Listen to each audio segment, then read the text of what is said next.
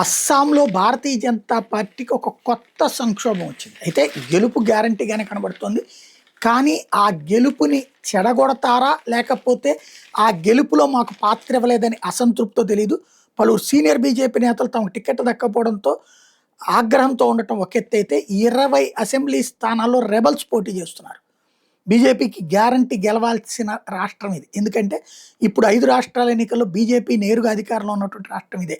పాండిచ్చేరిలో రామస్వామి వాళ్ళ పార్టీ అధికారంలో ఉంటే బీజేపీ అందులో పార్ట్నర్షిప్.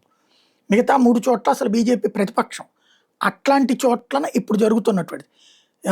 దాదాపు 19 మంది సిట్టింగ్ ఎమ్మెల్యేలకి పార్టీ టికెట్ నిరాకరించడం, వాళ్ళలో పరువులు తిరుగుబాటు అభ్యర్థులుగా ఉన్నారు. కొంతమంది కాంగ్రెస్ తీర్థం పుచ్చుకున్నారు.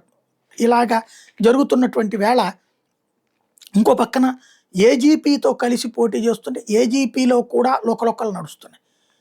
ఒక్కోసారి ఏంటంటే నెక్ టు నెక్ సిచ్యుయేషన్లో ఇలాంటి తిరుగుబాట్లు నష్టం కలిగిస్తాయి. ఏం జరుగుద్దో చూడాలి.